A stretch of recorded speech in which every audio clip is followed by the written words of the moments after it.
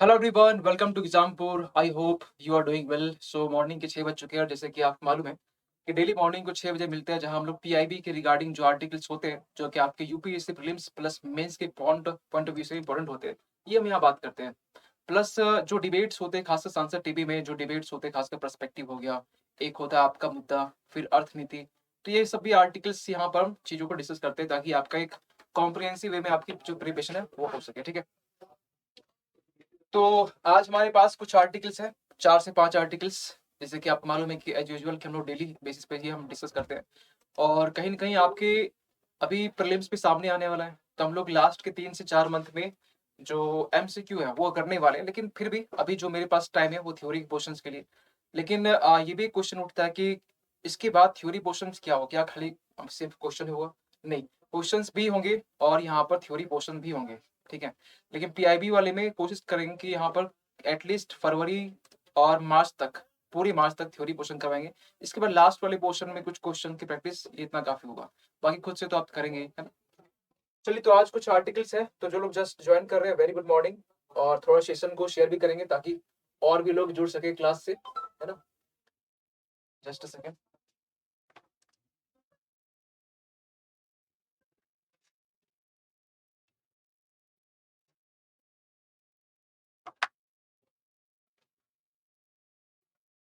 तो last class हम लोग देख चुके थे, खासकर हम लोग ये बात कर चुके थे। आई होप कि हम बात कर चुके थे गूगल की नहीं एंटी ये सूचना वाला। नेक्स्ट है हमारा, यस, बी मिस्टेक को लेकर है। क्या आर्टिकल है? एक्चुअली ये जो आर्टिकल्स है ना, ये एक एक होता है इनकी जनरली, ऐसे करंट में कुछ है नहीं, लेकिन हाँ, अभी एक लंबे टाइम से देखा ये जा रहा है कि सार्क के कंपेयर से जो बी मिस्टेक है, नहीं बी मिस्टेक एक सार्क है ना, दोनों एक संगठन है। तो बी मिस्टेक और सार्क, तो बी मिस्टेक की जो इंपॉर्टेंस है इसमें, जो इंडिया है इसको ज्यादा दे रहा है। और सार्क आपको मालूम होना चाहिए कि 2014 में आपका लास्ट समिट हुआ था। फिर जब 2016 में होने वाला था तो इसको पोस्टपोन कर दिया गया। पोस्टपोन नहीं बोल सकते, इसको टाल दिया गया अच्छे से। है क्यों? क्योंकि इसके पीछे रीजन था पाकिस्तान। पाकिस्तान ने उरी अटैक किया, तो इंडिया इसके रिप्लाई में, इसके रिएक्शन में कहीं ना कहीं जो सार्क समिट था उसको टाल दिया। क्यों? इसके पीछे रीजन ही क्योंकि पाकिस्तान भी इसका पार्टनर है ना। तो हम दोनों के बारे में बात करेंगे। तो अभी कॉन्टेक्स्ट क्या है? कॉन्टेक्स्ट ये है कि हाल के वर्षों में, यानी कि हम ये करंट की बात नहीं कर रहे हैं बिल्कुल। ये ऐसे क्वेश्चंस मेंस में बनते हैं कि बी मिस्टेक की जो इंपॉर्टेंस है सार्क के कंपेयर में, ये क्यों बढ़ा है, या इंडिया क्यों इसको इंपॉर्टेंस ज्यादा दे रहा है, इसके पीछे इसका जस्टिफाई करे, चर्चा करे, व्याख्या करे, ऐसे क्वेश्चन बनते हैं। अब एक सवाल ना ये निकल के आता है कि आपसे अगर मेंस में क्वेश्चन पूछते हैं और प्रीलिम्स में क्वेश्चन पूछते हैं, दोनों का जो अप्रोच होगा बिल्कुल अलग होगा। प्रीलिम्स में क्वेश्चन बिल्कुल आसान होंगे, मतलब आसान कहने मतलब कि आप बना लेंगे आराम से, कोई दिक्कत नहीं होगा। इस क्लास के रिगार्डिंग जो भी पॉइंट आपको देंगे वहां से मिल जाएगा। लेकिन मेंस में जो पॉइंट मिलते हैं ये आपको कहीं एक जगह मिलना मुश्किल है, किसी एक बुक में मिलना मुश्किल है। क्योंकि बुक ये क्या डायनेमिक टर्म है, ऐसा नहीं कि आपने एक बुक उठा ली लक्ष्मीकांत, वो चल गया। आईआर की एक स्टैटिक बुक जो है ना, वो कहीं न कहीं हर एक साल अगर अपडेट हो रही है, तो सही है। अपडेट नहीं हो रही है, तो मेरे ख्याल से बि बिल्कुल सही नहीं, क्योंकि आप डेली बेसिस पे कुछ न कुछ चेंजेस होते रहते हैं, क्योंकि डायनामिक पार्ट है। आईआर हो गया, आईआर तो खासकर डायनामिक पार्ट है, बिल्कुल पूरी तरीके से। हिस्ट्री बोलेंगे तो उसमें बिल्कुल कम चांसेस है। Art and culture come chances है। पॉलिटी के चांसेस थोड़े बहुत होते हैं, उसमें बदलाव होते हैं, है ना? लेकिन ऐसा नहीं बहुत बदलाव हो गए। स्टैटिक तो कम एटलीस्ट आपको मालूम होना चाहिए।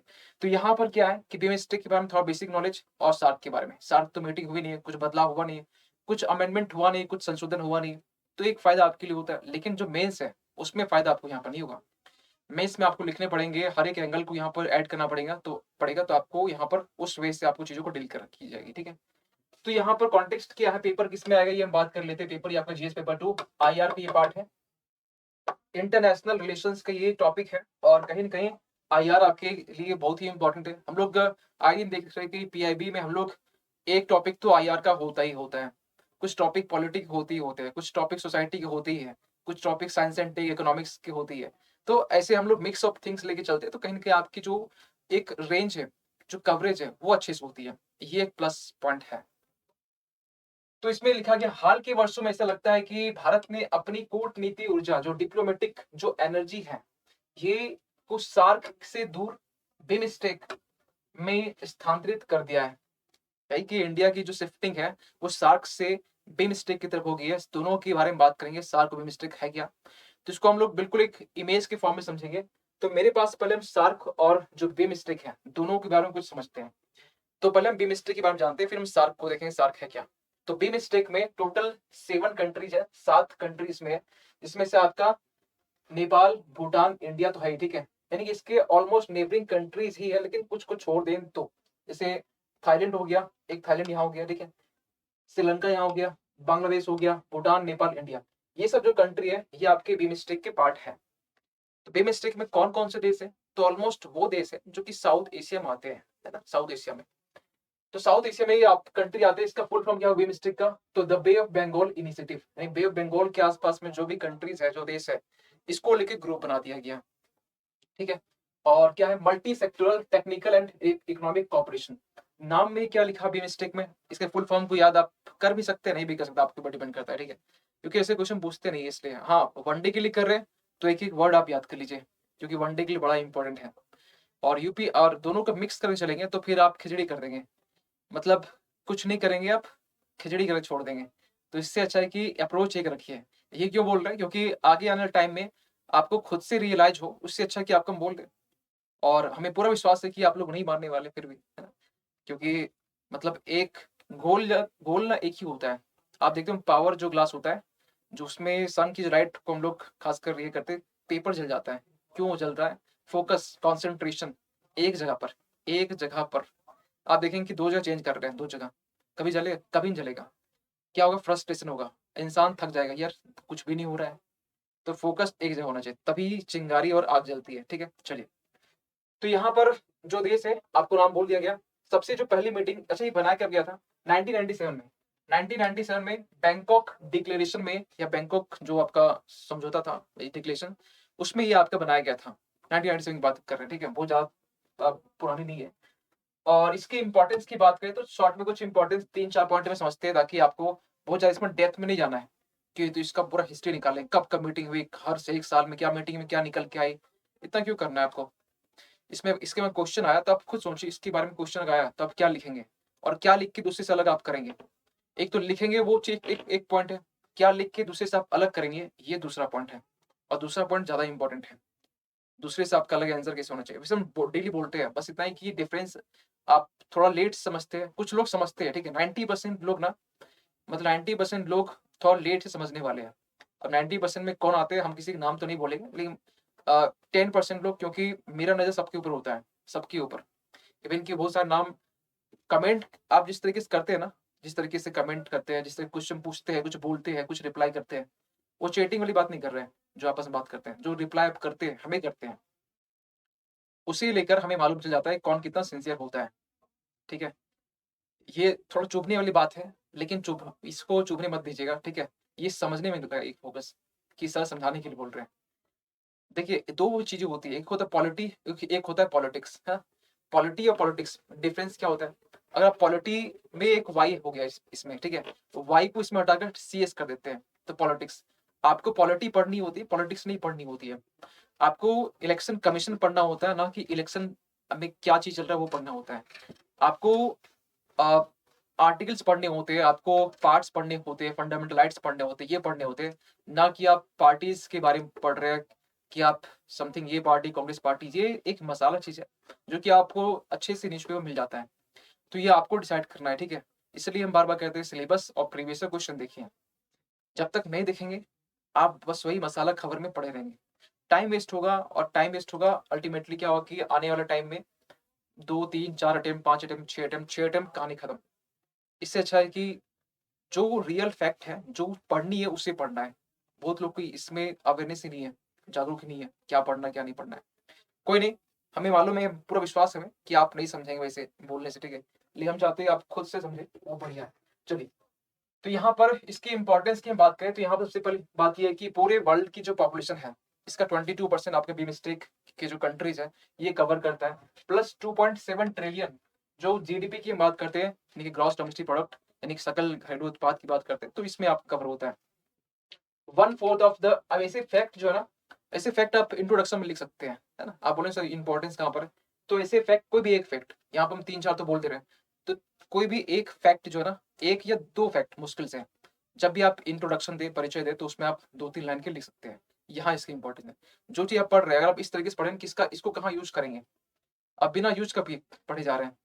अब आपको मालूम होना चाहिए कि अगर हम आपको बोले कि अभी समथिंग कुछ स्टेट में इलेक्शन हुआ, अब इसमें पढ़ना आपको क्या है? इलेक्शन कमीशन के बारे में पढ़ना है। इलेक्शन कमीशन के मॉडल कोड ऑफ कंडक्ट के बारे में पढ़ना है। स्टेट इलेक्शन कमीशन के बारे में पढ़ना है। ये आपके लिए इंपॉर्टेंट, कौन से आर्टिकल में आएगा वो आपको पढ़ना है। इसके क्या-क्या फंक्शन है, क्या इनके क्वालिफिकेशन, वो आपको पढ़ना है। किस बार अमेंडमेंट हुआ, कौन सी इसमें एक्ट है, अधिनियम है, वो पढ़ना है आपको। ना कि आप उसमें चले गए कौन से पार्टीज़ है, बीजेपी, कांग्रेस, और बीजेपी कौन से कहाँ सीट लड़ी। ये आप अगर थोड़ा समझदार होंगे, थोड़ा बहुत ना, तो समझ जाएँगे। नहीं होंगे तो फिर वो 5 साल, 6 साल जाएगा, ठीक है? हमने नोटिस भी किया, इसलिए हम आपको समझा रहे हैं।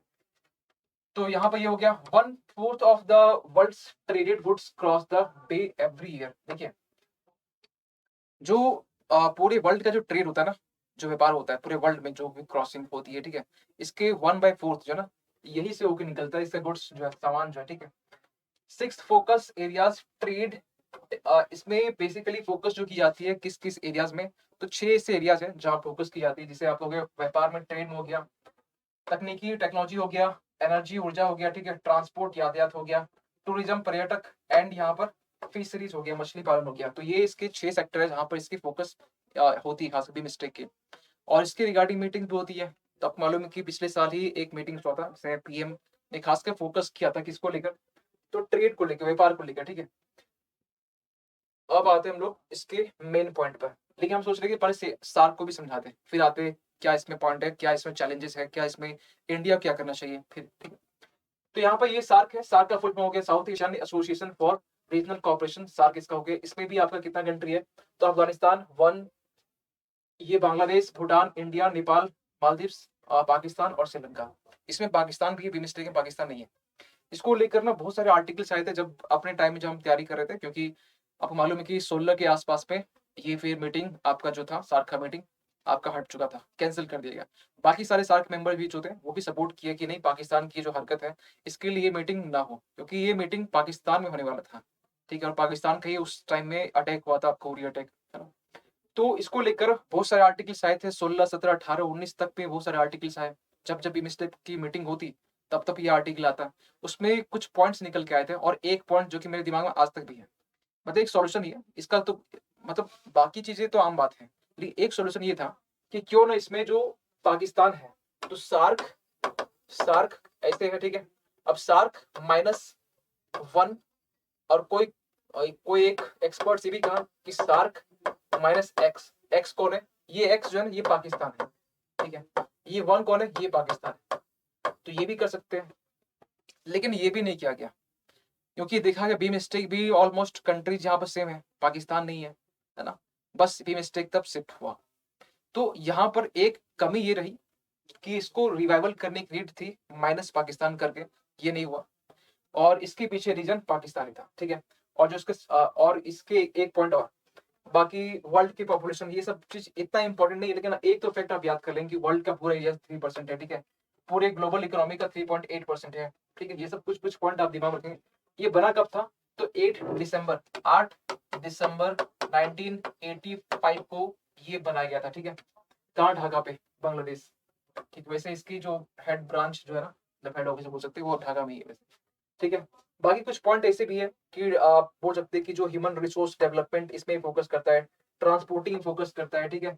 जो टेक्नोलॉजी इसके ऊपर फोकस करती है, प्लस जो रूरल एंड जो आपका एग्रीकल्चर है, इस एरिया पे भी फोकस करती है, प्लस पॉपुलेशंस के रिगार्डिंग भी जो जो चीजें होती है हेल्थ के रिगार्डिंग, वो भी चीजें फोकस करती है। ये कुछ कुछ पॉइंट इसके बारे में, ठीक है?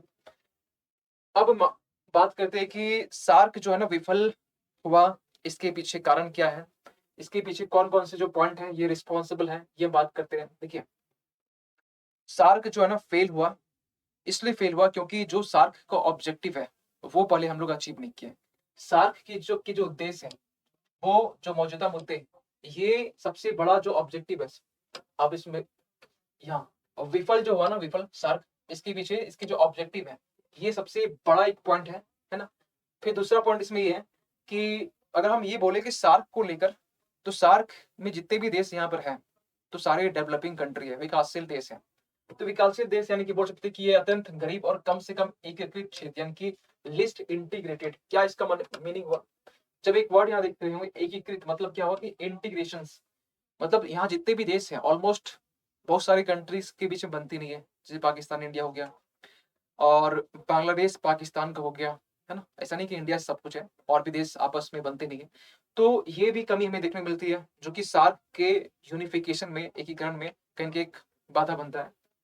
पाकिस्तान के बारे में ये कहते हैं कि पाकिस्तान खासकर, अगर आपको एक पॉइंट याद होगा 2019 में आया था motor vehicles act, motor vehicles जो अधिनियम था, ये आपका आया था। इसको लेकर बहुत सारे कंट्रीज एग्री नहीं हुए, क्योंकि ये चीजें बात करें फ्री ट्रेड एग्रीमेंट के बारे में, तो इसमें जो भी ट्रक्स होते या व्हीकल्स होते वो ट्रांसपोर्ट के लिए जाते हैं।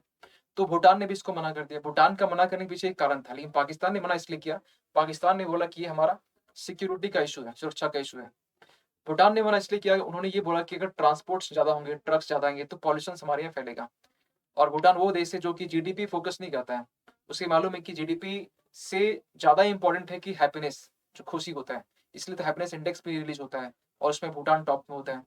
भूटान ये कहता है जीडीपी जीडीपी हम लोग नहीं करते, हम लोग करते हैं वर्ल्ड हैप्पीनेस इंडेक्स में, सूचकांक में हमारी रैंक क्या है।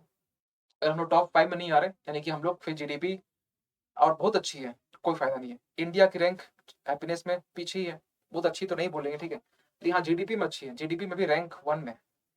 वैसे वर्ल्ड आउटलुक रिपोर्ट जो था, इकोनॉमिक आउटलुक रिपोर्ट, उसमें बोला गया 6.8%।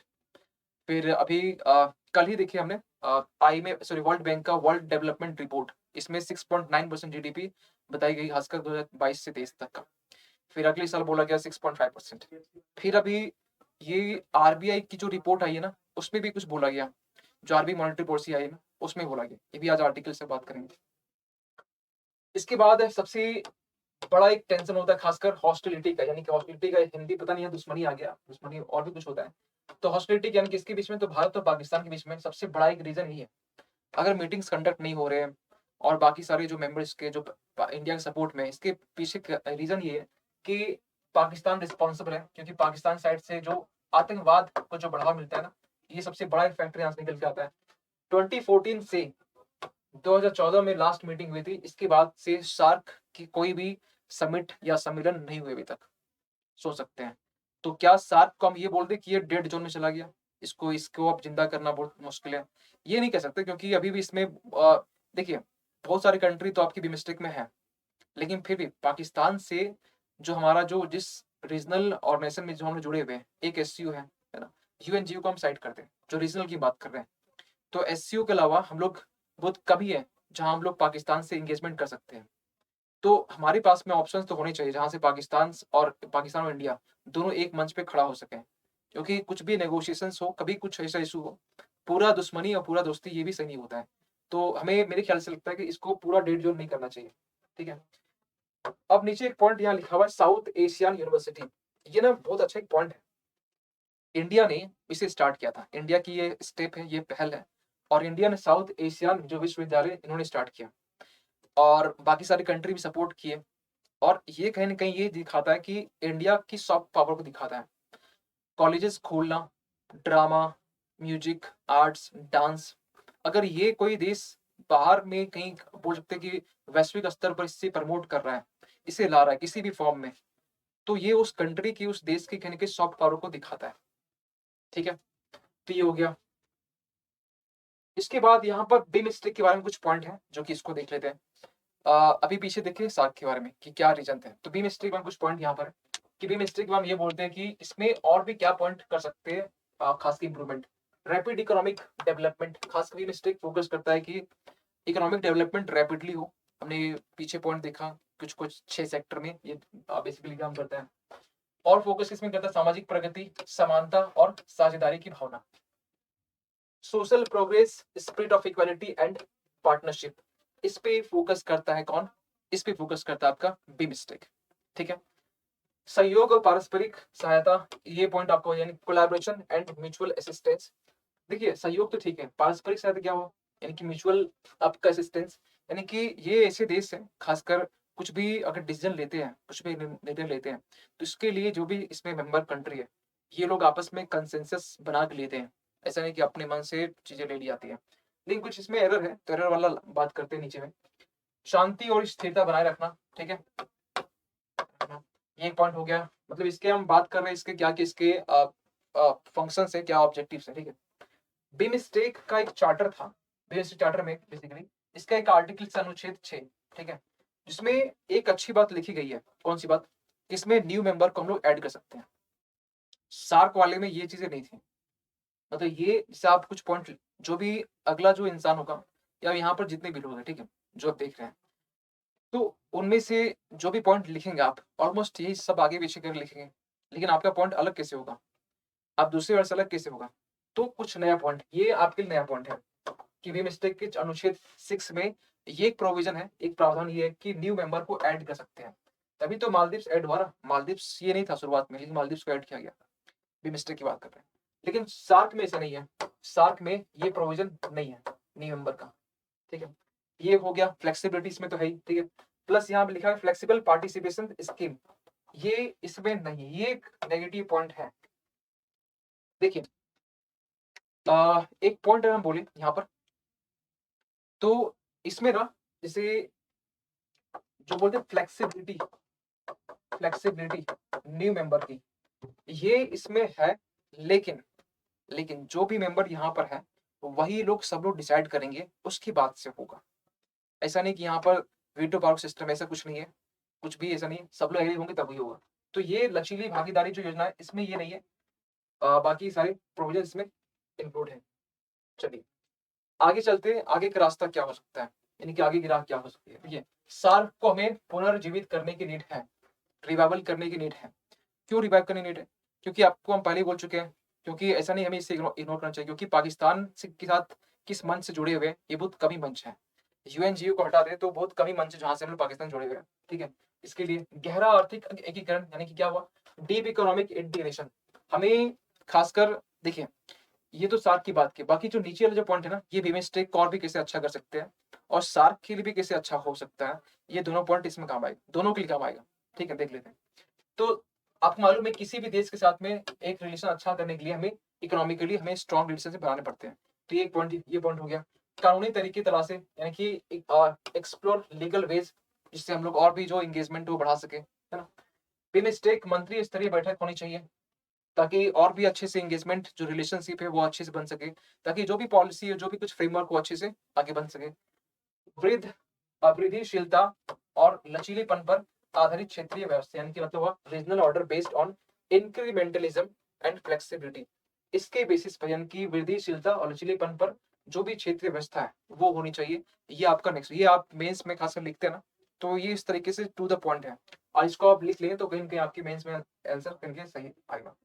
लचीली भागीदारी योजना, ये आपकी होनी चाहिए, जो कि हम पहले हम बोले थे, नो था उसमें, तो इसमें यस कर सकते हैं, यस, अगर ये होगा तो कहीं की और भी कंट्री एंट्री कर पाएंगे। सार्क में भी बात कर रहे हैं, और बीमस्टेक में भी अगर और भी जो एंट्री करने का जो दायरा है वो बढ़ जाए तो और भी अच्छा होगा। तो ये हो गया इसके बारे में, ठीक है। अगला आर्टिकल है ये आपका मल्टी स्टेट कोऑपरेटिव सोसाइटी के बारे में, और आई होप कि बहुत पहले अक्टूबर के टाइम में, बहुत पहले नहीं, आई थिंक एक मंथ पहले ये हम आर्टिकल हम बात की थी, उसमें भी, लेकिन उस समय कुछ और टाइम था, अभी कुछ और टाइम है। अभी एक बिल प्रेजेंट किया गया, और ये जो बिल है, विधेयक बोल सकते हैं, ये विधेयक है। और देखिए बिल के बारे में आपको बहुत ज्यादा नहीं पढ़ना होता है, लेकिन फिर भी कुछ कुछ अच्छी बातें यहाँ पर है, हमें भी अच्छा लगा, तो हमें लगा कि आपको पढ़ना चाहिए। और जो इसके बेसिक इन्फॉर्मेशन है वो भी हम बताएंगे, ताकि आपको एक ब्रॉड तरीके से नॉलेज मिल सके। तो कुछ हम बेसिक पहले बात करने से पहले हम ये जानेंगे कि क्या कॉन्टेक्स्ट है। कॉन्टेक्स्ट क्या है कि केंद्र सरकार ने हाल ही में लोकसभा में बहुराज्यीय सहकारी समितियां संशोधन, यानी अमेंडमेंट बिल 2022 पेश किया है। इतना ही कॉन्टेक्स्ट है, लेकिन आपको बताएंगे थोड़ा बेसिक से, कुछ चीजें बेसिक से, बहुत पीएचडी नहीं करवाएंगे, ठीक है। कुछ पॉइंट यहाँ पर ये कि देखिए, ये जो संशोधन हो रहा है 2022 में, ठीक है, 2002 में आपका एक बिल आया था, कौन सा, तो बहुराज्य सहकारी समितियां, ठीक है, ये आपका संशोधन तो अभी हुआ ना, लेकिन 2002 में यही वाला था, लेकिन 2002 में ये आया था, ठीक है। और 2002 में आने के बाद में कुछ बदलाव आए हमारे संविधान में, कुछ पार्ट्स ऐड किए गए। ये पार्ट्स कौन था, तो ये पार्ट्स हमारा था, एक पार्ट ऐड किया गया 9B, अगर आपको याद हो। और 9B जब ऐड किया गया, यानी संशोधन हुआ, ठीक है, संविधान का, तो इसमें कुछ आर्टिकल्स भी ऐड किए गए। कौन से आर्टिकल्स, तो आर्टिकल 243 ZH से लेकर ZT तक, अब जेड एस से जेड टी तक क्या है आपको इतना डीप में नहीं पढ़ना होता, इतने डीप में आर्टिकल्स पूछते भी नहीं है, ठीक है, इसलिए आपको टेंशन नहीं लेना है। लेकिन आर्टिकल, हाँ आर्टिकल आपको याद करना पड़ेगा थोड़ा बहुत जो हम लिखे यहाँ पर, ठीक है। इसके बाद इसी के साथ में एक आर्टिकल और ऐड किया गया, आर्टिकल 19, और 19 में ये बोल दिया गया कि कोऑपरेटिव बनाना, ठीक है, यानी सहकारी बनाना, ये आपका फंडामेंटल राइट्स है। किसमें? आर्टिकल 19 में। Article 19 clause 1 A B C D E F, F नहीं है जी तक है, ठीक है, क्योंकि जी एफ वाला था प्रॉपर्टी वाला, हट चुका है वो। तो ए बी, बी वाला जो पोर्शन है ना एसोसिएशन, उसी में एसोसिएशन में आपका कोऑपरेटिव आपका इंक्लूड है। तो इसमें आर्टिकल 19 आपका हो गया, जो कि आर्टिकल 19 आपका इसमें इंक्लूड किया गया। प्लस प्लस एक अच्छी बात क्या है कि पिछले साल ही लास्ट ईयर ही मिनिस्ट्री ऑफ कॉर्पोरेशन ये बनाया गया, किसके लिए? यही कोऑपरेटिव सोसाइटी की स्टडीज के लिए बनाया गया, ठीक है। अब एक क्वेश्चन यहाँ से निकल कर ये है कि 2021 में इसको बनाया गया, तो इसके पहले कौन देख रहा था? इसके पहले देखने वाला कौन था? तो एग्रीकल्चर मिनिस्टर, कृषि मंत्रालय था, ठीक है। तो ये चीजें कुछ फैक्ट जो कि प्रीलिम्स के लिए इंपॉर्टेंट है, और बहुत ज्यादा इसको नहीं देखना है, ठीक है, इतना काफी है। अच्छा एक चीज और, ये जो कुछ पॉइंट ये जो ऐड किया गया, खासकर क्या शो बोलते हैं 97 कहाँ गए, CAA 2011, इसमें कुछ कुछ पॉइंट ऐड किया, इससे ये वाला पॉइंट है आर्टिकल 19 ये वाला ऐड किया गया, और ये तो इसी में हो गया, ठीक है, ये वाला पॉइंट खासकर, ठीक है, ये इसमें नहीं हुआ, ये इसमें हुआ। तो 97 CAA यानी कॉन्स्टिट्यूशनल अमेंडमेंट एक्ट 2001, इसमें इसको ऐड किया गया, ठीक है। बस आपके लिए स्टेटिक इतना इन्फॉर्मेशन काफी है। अब ये जाते हैं हम मेंस वाले पोर्शन में, ये वो आपके प्रीलिम्स का पार्ट जो कि प्रीलिम्स के लिए इतना इंपॉर्टेंट है। अब मेंस में कुछ जाते हैं, मेंस के लिए क्या है, तो हम सोच रहे हैं ऐसा कि आपको पहले हम एक इमेज दिखाते हैं। ये इमेज है जो कि बिल जब पेश होता है तो कहीं ना कहीं एक इमेज भी होता है, जैसे कुछ भी आप देखते होंगे कि कुछ पेड कोर्स आया तो उसमें एक अच्छा थंबनेल बनता है, उस तरीके से भी थंबनेल की तरह। देखिए यही एक बिल है और इसमें कुछ प्रोविजंस हैं, और ये प्रोविजंस को हम यहाँ पर इसी चीज को यहाँ पीछे लिखे, इसको यही समझाते हैं सबसे अच्छे। चलिए, क्या इसके हाईलाइट्स हैं इसको देखते हैं। देखिए, सहकारी चुनाव जो प्राधिकरण है यानी कि कोऑपरेटिव इलेक्शन अथॉरिटी, इस बिल में एक प्रोविजन रखा गया कि एक अथॉरिटी होगी जो कि टाइम टू टाइम रिफॉर्म्स लेके आएगी, बदलाव या फिर कुछ सुधार लेके आएगी। किस चीज को लेकर? यहाँ बोला गया सहकारी चुनाव प्राधिकरण। अब इसके भी इलेक्शन होते क्या? इलेक्शन होते नहीं है, लेकिन इसमें कुछ सुधार करने के लिए ये अथॉरिटी को बनाया गया, इनकी ये जो प्राधिकरण जो है इनको बनाया जाएगा, ठीक है। बना नहीं है, ये प्रपोजल बस उस बिल में लिखा हुआ है, अभी तक जब जब आएगा तो फिर ये आपका ये इम्प्लीमेंट हो जाएगा, ठीक है। सहकारी पुनर्वास यानी कि आप बोल सकते हैं कोऑपरेटिव रिहैबिलिटेशन के प्रोविजन है ना। पुनर्निर्माण एवं विकास निधि और पुनरुद्धार, यानी क्या इसका मतलब हुआ कि cooperative rehabilitation, reconstruction and development fund revival, ये एक लंबा चौड़ा सा एक फंड है, जो फंड को कहीं ना कहीं क्रिएट किया जाएगा, एक निधि है जिसे क्रिएट किया जाएगा, किसके लिए? तो वो कोऑपरेटिव कभी कभी लॉसेस में चलते हैं, वो सहकारी कभी कभी लॉस में चलते हैं, नुकसान में चलते हैं, उस नुकसान से उठाने के लिए, उभारने के लिए या उसका पुनरुद्धार करने के लिए यहाँ पर ये फंड को क्रिएट की जा रही है, ठीक है। आसान सा पॉइंट है। इसके बाद नेक्स्ट में यहाँ पर है समवर्ती लेखा परीक्षा केंद्र द्वारा निर्धारित। देखिए इसमें क्या होता है कि ऑडिट सिस्टम, जो ऑडिटिंग होती है लेखा परीक्षा जिसे बोलते हैं, ये भी आपका टाइम टू टाइम होगा, और ये कौन करवाएगा? ये करवाएगा सेंट्रल गवर्नमेंट, केंद्र, इनकी सेंट्रल गवर्नमेंट ये करवाएगी, ठीक है। ये प्रोविजन होंगे। प्लस शिकायत निवारण के लिए भी यहाँ पर कुछ चीजें की जा रही, जैसे कि सहकारी लोकपाल यानी ऑम्बड्समैन, यानी कि कोऑपरेटिव कहाँ गया, कोऑपरेटिव ऑम्बड्समैन, ये आपका एक बॉडी क्रिएट की जाएगी ताकि जो भी समस्या होती है, जो भी दिक्कतें होती है, इसको कहने इसका निवारण कर सके, ठीक है। इसके बाद पॉइंट एक रखा गया सहकारी समितियों का विलय। देखिए मर्जर ऑफ कोऑपरेटिव सोसाइटीज, ये पॉइंट बड़ा इंपॉर्टेंट है, हमें लगता है प्रीलिम्स में अगर पूछ बना तो यहाँ क्वेश्चन एक सेंटेंस उठा के पूछेगा ही, क्यों? क्योंकि इसमें साफ साफ बोला गया, क्योंकि अगर आपको छोटा सा एक पॉइंट बताए, कोऑपरेटिव सोसाइटीज जो होते हैं सहकारी, जो आपकी जो ये जो चुनाव ये समिति होती है, इसमें इसको ना ये किसके अंडर में आता है? ये राज्य के अंदर में आता है, ठीक है। लेकिन एक जो हम लोग यहाँ टॉपिक जो कवर करें, multi state cooperative societies, multi state यानी मल्टी स्टेट क्या हुआ? अच्छा इसका मीनिंग आई होप कि आप समझे नहीं होंगे, चलिए समझाते, कोई दिक्कत नहीं, लेकिन पहले ये सुन लीजिए। कोऑपरेटिव होता है इसके राज्य के अंडर में, और मल्टी स्टेट कोऑपरेटिव सोसाइटीज ये होता है आपका सेंटर केंद्र के अंडर में। समझ लीजिए इसको भी, इसको यहाँ समझिए। देखिए अगर हम बोल रहे हैं कोऑपरेटिव सोसाइटीज, है ना, मतलब ये हुआ इसमें कि बहुत टाइप्स के होते हैं सोसाइटीज। सपोज कीजिए कि एक वो सोसाइटीज जो ओनली फोकस करती है हाउसिंग पर, ठीक है, एक वो सोसाइटी जो फोकस करती है ओनली मार्केटिंग पर, एक वो जो कोऑपरेटिव कंज्यूमर्स के ऊपर, एक प्रोड्यूसर्स के ऊपर, एक फार्मिंग के ऊपर, एक फार्मिंग एग्रीकल्चर्स जो ये होते हैं, और ग्रुप बनता है एक। और जब वो ग्रुप बनता है किसी स्टेट में तो स्टेट गवर्नमेंट उसको देखती है, स्टेट कंट्रोल में होती है। लेकिन एग्जाम्पल लेते हैं मल्टी स्टेट का क्या होगा। एक एक ट्रेड, एक या ये मान सकते हैं सोसाइटी जो है ना, एक हाउसिंग सोसाइटी है, ठीक है, एक हाउसिंग सोसाइटी है, ये किसी स्टेट में है, और दूसरे किसी स्टेट में भी एक हाउसिंग सोसाइटी है, दूसरे स्टेट में भी। तो यहाँ पर दोनों के बीच में क्या कुछ रिलेशन होगा? दोनों के बीच में ऐसा हो सकता है, लेकिन दोनों को कंट्रोल करने वाला उसके स्टेट ही होंगे। लेकिन दोनों की अब क्योंकि ये सेम चीजें दोनों स्टेट में, तो यहाँ मल्टी स्टेट कोऑपरेटिव सोसाइटी, यानी कि दोनों के बीच में कॉपरेशन होगा। इसको किससे डील करेंगे? तो इसको बोलेंगे हम लोग मल्टी स्टेट कोऑपरेटिव सोसाइटी, यानी कि इसको बोल दिया कि दोनों जगह एक ही सोसाइटी है, इसको डील अब क्योंकि स्टेट अलग अलग कर रही थी, तो इसको यहाँ पर सेंटर करती है। क्योंकि दिक्कत ही आ सकती है, क्योंकि वो सोसाइटीज जो कहीं ना कहीं इसके या ये समझिए कि इसके ब्रांच हैं। एक सोसाइटीज किसी स्टेट झारखंड में, एक बिहार में, है ना, कोऑपरेटिव सोसाइटी। तो अब जो झारखंड गवर्नमेंट उसको देखेगी और बिहार वाले इधर इसको, तो कभी कभी दिक्कत होगा। क्यों? क्योंकि दोनों कहीं ना आपस में जुड़े हुए हैं, और दोनों बिहार में कुछ और रूल्स होंगे, कुछ और प्रोविजंस, यहाँ कुछ और होंगे। इसके लिए यहाँ पर दोनों को कंट्रोल कौन करता है? सेंटर करती है। इसके लिए मल्टी स्टेट को सेंटर देखती है, और इसको इसको देखती है कौन? यहाँ पर स्टेट, ठीक है, कोऑपरेटिव को ओनली कोऑपरेटिव स्टेट, और मल्टी स्टेट हो गया यानी कि उसको सेंटर। ये पॉइंट इसको दिमाग में रखिएगा। अब एक यहाँ पॉइंट नीचे लिखा हुआ है कि पारदर्शिता में ट्रांसपेरेंसी और accountability and improve the ease of doing business.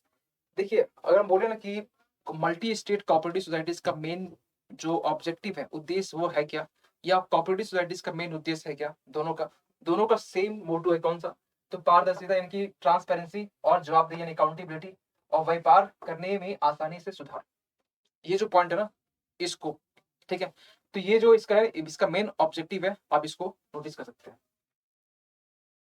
यही हम पॉइंट हम पीछे बात कर चुके हैं कोऑपरेटिव ओम्बड्समैन। आपको नहीं लगे कि हम कुछ और बात किए, ठीक है, बाकी इसलिए हम इमेज भी लाए, ऐसा नहीं कि सर अपने मन से कुछ बता दिए, ठीक है, ऐसे भी हो सकते हैं ना। कोऑपरेटिव इंफॉर्मेशन ऑफिसर्स, ये हम पॉइंट नहीं बोले कि ये इतना पॉइंट नहीं था, लेकिन हम ये पॉइंट बोले ओम्बड्समैन वाला। इलेक्शन अथॉरिटी, ये हम पॉइंट बोल चुके हैं। Setting of cooperative election authority, हम ये पॉइंट भी हम बोल चुके हैं। Plus 97th constitutional amendment act 2011, ये हम बोल चुके हैं, ठीक है।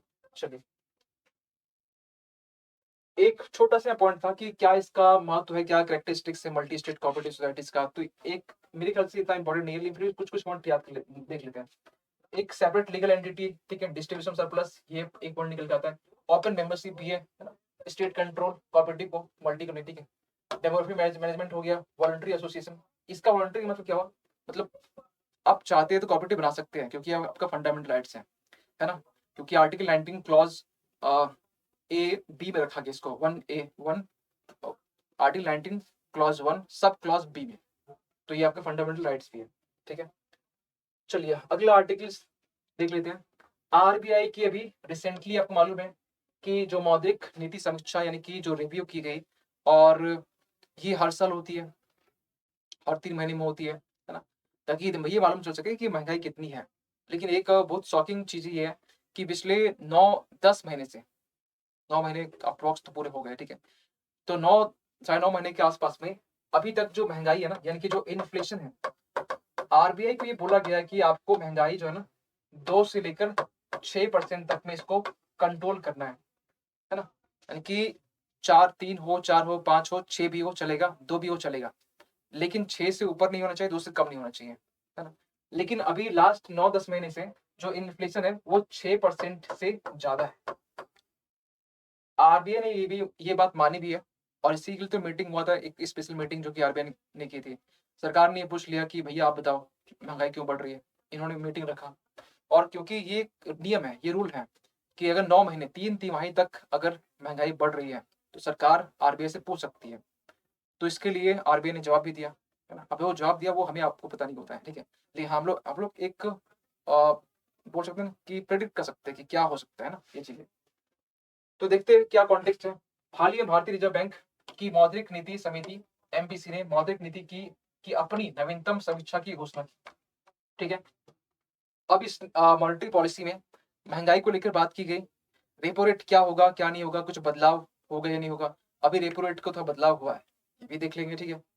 तो कुछ अब बोले सर ये क्या रेपो रेट, अभी जो डेटा रखा है क्या याद कर लिए, इसको मत लिखिएगा, क्योंकि जब आप पेपर देंगे ना तो उसमें फिर एक दो और वहाँ पर मतलब निकल के आ जाएगा, कुछ डेटा चेंज चेंज होगा, ठीक है। तो अभी इसको मत लिखिए, बस कॉन्सेप्ट समझिए, क्योंकि ये चेंज होता रहता है। तो जो चेंज होता है 2-3 महीने 3 महीने में, तो इसको मत लिखिए।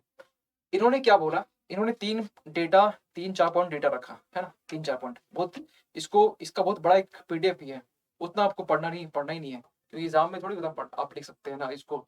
आप स्मार्टली जो जो आपके काम की चीजें उसको निकालिए, और वो चीजें हम यहाँ निकाल के ले आए। सिंपल सी बात, इन्होंने ये कहा सबसे पहले जीडीपी के बारे में। अब बोले सर आप बोले थे रेपो रेट, वो बात करेंगे, पहले हम आसान सी बात कर लेते हैं। तो जीडीपी के बारे में इन्होंने ये कहा कि इनका जीडीपी 6.8%। सेम इन्होंने ये भी कहा, मतलब ये जो जीडीपी यानी सकल घरेलू उत्पाद के बारे में उन्होंने कहा 6.8%, ये वर्ल्ड इकोनॉमिक आउटलुक में भी ये इतना ही कहा था 2022 के लिए, और 2023 के लिए जो है उन्होंने कहा 6.2% के आसपास है। तो अभी 6.2% के लिए वो अभी जान दीजिए, इन्होंने सेम बातें वही कही, 6.8% जो है ना, ये आपका जीडीपी इंडिया की रही है और पूरे वर्ल्ड में सबसे टॉप में है, ठीक है। महंगाई को लेकर इन्होंने ये कहा कि 2022-23 में जो महंगाई जो इन्फ्लेशन है जो रही है अभी तक, 22-23 हम बोलते हैं कि आपका फाइनेंशियल 22 से 23 हो रहा, जो अभी दिसंबर चला गया, अब जैसे ही आपका फरवरी मार्च आएगा अप्रैल तक, ठीक है, ये आपका हो जाएगा इसका कंप्लीट, तो दिसंबर तक में एक हो जाता है, ठीक है, मतलब एमपीसी पॉलिसी की मीटिंग। तो उसमें बोला गया कि 6.7% ये आपकी महंगाई रही है, 6% से ऊपर ही रही है।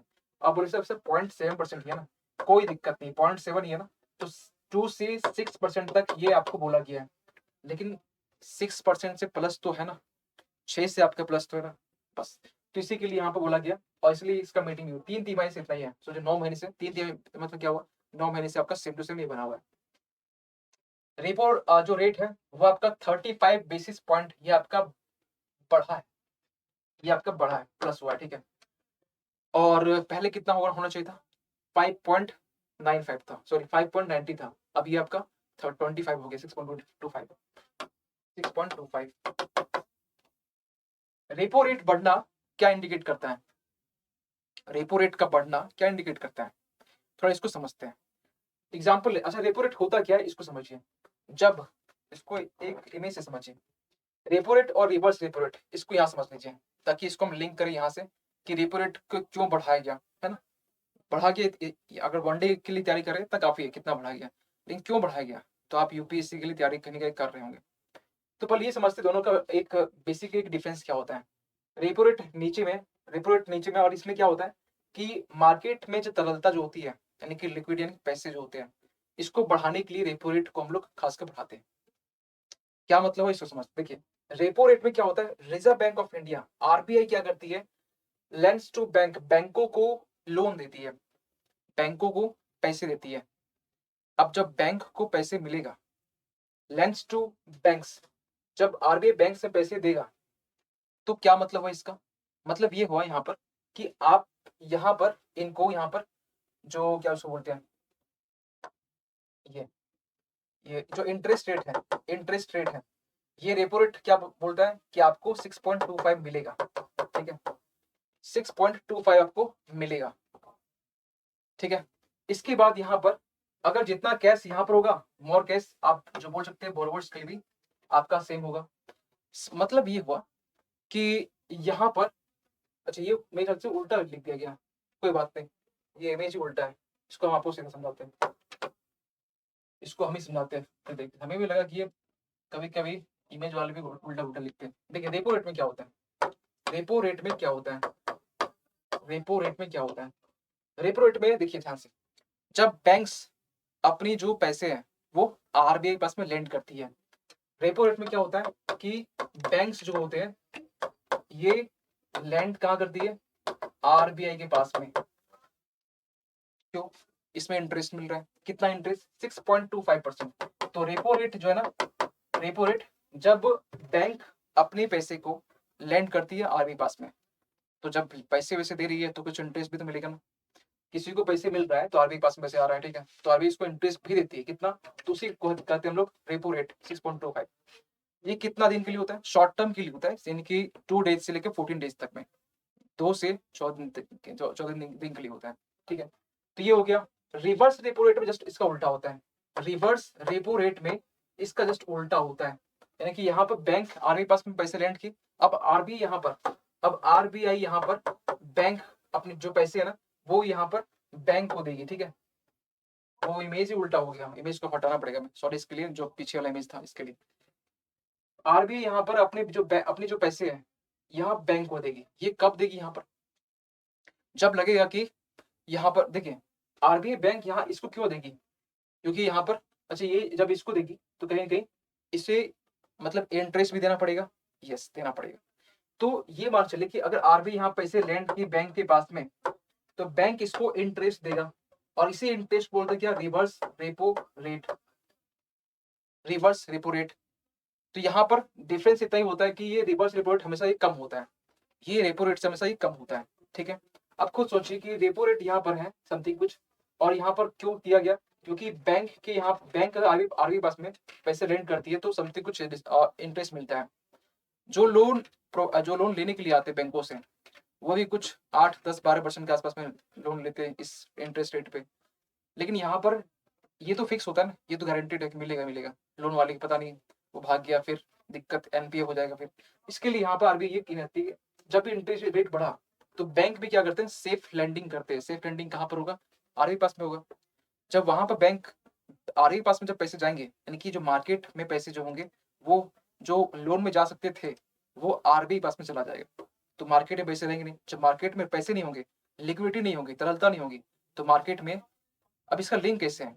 मार्केट से पैसे को कम किया जा रहा है यहाँ पर, है ना। यानी कि रेपो रेट क्या कर रहा है? मार्केट से पैसे को कम कर रही है, यानी तरलता कम कर रही है। तरलता जब कम कर रही है तो इसका क्या लिंक है महंगाई से? महंगाई कब होती है? महंगाई एक रीजन में होती है, कब? जब मार्केट में गुड्स यानी कि जो डिमांड है, जो डिमांड है वो आपकी बढ़ रही है, सप्लाई समथिंग वही है, सेम टू सेम। यानी कि मार्केट में अगर आपकी डिमांड बढ़ गई है तो जो सामान है, जो गुड्स है, वो तो कांस्टेंट है ना, वो तो रुका हुआ है। तो एक टाइम के बाद क्या होगा कि इसकी डिमांड बढ़ रही है, तो शॉपकीपर क्या करेंगे? उसकी जो प्राइस वो बढ़ा देंगे। आप देखते होंगे कि एक सब्जी वाला, ठीक है, अगर उसकी डिमांड ज्यादा है तो सब्जी की प्राइस वो बढ़ा के भी देगा ना, तो फिर भी वो इंसान लेगा। क्यों? क्योंकि नीड है इसकी, वो तो लेगा ही। तो यहाँ पर अगर ये ऐसा हो रहा है तो प्राइस बढ़ रहे हैं, सामान के प्राइस बढ़ रहे हैं। और क्यों बढ़ रहे हैं? क्योंकि हमारे पास में पैसे हैं, हमारे पास पैसे इसलिए हम लोग खरीदना चाहते हैं। पैसे कम कर दीजिए। तो इसका एक अच्छा तरीका है कि बैंक अपनी जो पैसे ना कहाँ लेंडिंग करे? आरबीआई पास में। तो पैसे कहाँ चले गए? आरबीआई पास में, ठीक है। तो लोन के लिए अवेलेबल होंगे नहीं। तो ये सारा सिस्टम चलता है।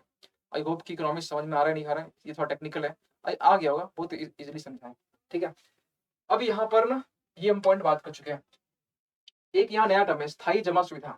ये नया टर्म है, आरबीआई ने इसको रिसेंटली इसको मतलब क्रिएट किया। क्या होता है इसमें? देखिए, जब भी आप जैसे बैंक हो गया, ठीक है, बैंक के अलावा जो भी आप बोल सकते हैं, गवर्नमेंट भी इसमें आ सकता है। तो इसमें क्या होता है कि अगर आरबीआई यहाँ पर चाहती है कि लिक्विडिटी को तरलता कम करने के लिए, बढ़ाने के लिए, तो यहाँ पर बिना कोलेटरल, कोलेटरल क्या हो? बिना कोई चीज, क्या उसको बोलते हैं हम लोग? गिरवी बोलते हैं ना, कोई चीज गिरवी रखना। तो कोलेटरल यानी कि कोई चीज गिरवी रखना है ना। तो बिना कोलेटरल यानी कि बिना कुछ गिरवी के रखे बिना अगर आरबीआई यहाँ पर आपको लोन देती है या आपके पैसे लेती है, कुछ भी लेना देना कुछ भी, तो यहाँ पर इसको इसको नाम दिया गया स्थायी जमा सुविधा, यानी इसको इंग्लिश में बोला गया स्टैंडिंग डिपॉजिट फैसिलिटी। और इसको अभी 6% में रखा गया, ठीक है, 6% अभी है, ठीक।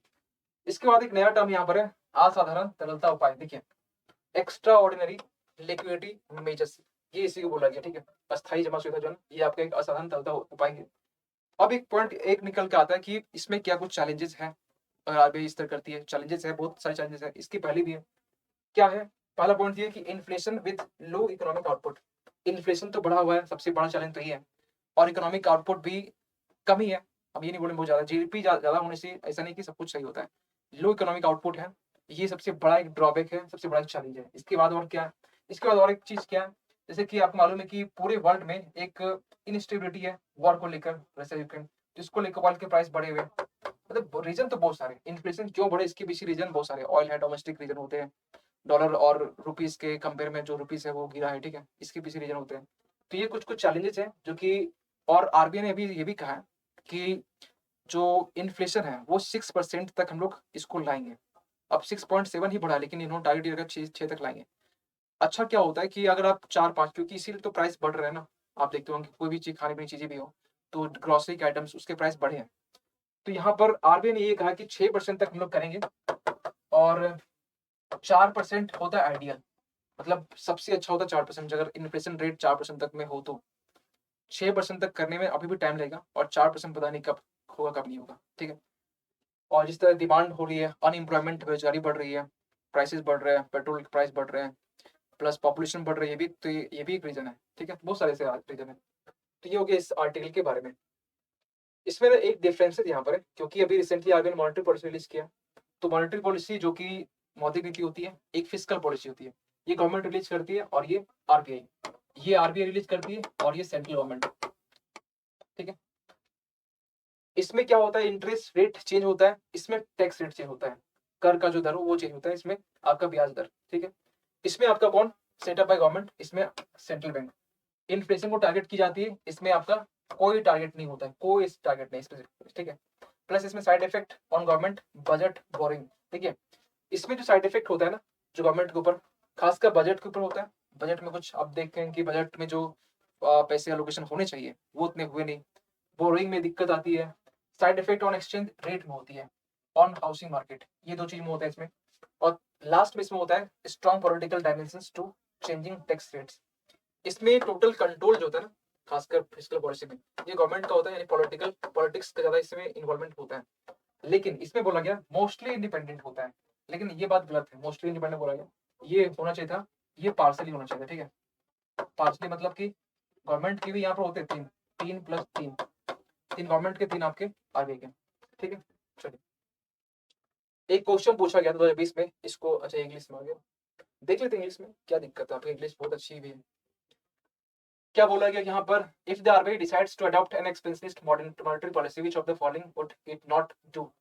तो समझ में आ ही नहीं होगा आपको क्वेश्चन, कोई बात नहीं, आप हिंदी देख लीजिए, वैसे हम समझाते रहे, सुन लीजिए, थोड़ा बहुत कब तक डर के भागेंगे। अगर यहाँ पूछा जा रहा है कि अगर आरबीआई यहाँ पे एक्सपेंसिस्ट विस्तार जो मॉनेटरी मौद्रिक नीति है उसको अपनाता है, तो क्या इसमें नहीं करना चाहिए। एक्सपेंसिव मतलब क्या हुआ कि मार्केट में तरलता बढ़ाना, ठीक है। एक्सपेंसिव मतलब ये हुआ, तो एक्सपेंसिव में अगर तरलता बढ़ रहा है तो क्या ऐसा होगा कि नहीं बढ़े।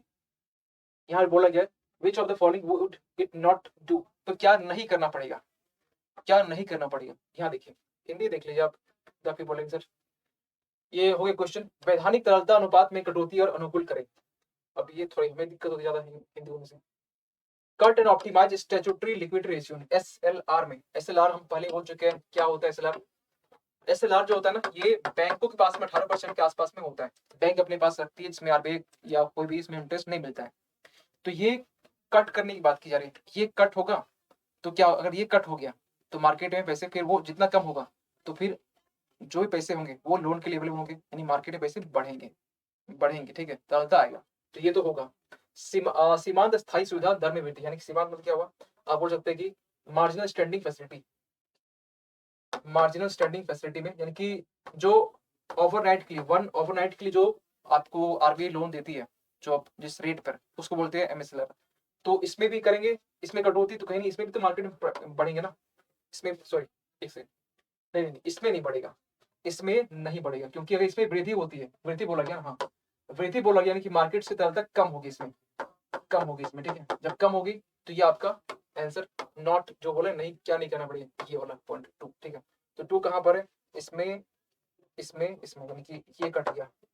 बैंक रेट और रेपो रेट में कटौती, अब रेपो रेट में जब कटौती कर देंगे तो यहां पर इसमें बैंक में, खुद सोचिए, अगर रेपो रेट कम कर दिया गया, 6.25 अभी है ना, और कम कर दिया गया, तो बैंक वाले लोन किसको देंगे फिर, बैंक वाले पैसे कहाँ रखते हैं, आरबीआई में, या फिर जो बिजनेसमैन उसको देंगे, बाहर देंगे, क्यों देंगे यहाँ पर। तो इसके लिए यहाँ पर, इससे क्या होगा, अगर कटौती हुआ और अभी क्या किया गया, बढ़ा दिया गया है, क्यों, क्योंकि मार्केट तरलता कम करना है, तभी तो उसको बढ़ा गया ना, क्योंकि तरलता कम होगा तो इन्फ्लेशन कंट्रोल में आएगा। जब भी याद रखें कि जब भी इन्फ्लेशन कंट्रोल करने के लिए मेजर्स ली जा रही है, तो रेपो रेट में कटौती होती है, ठीक है।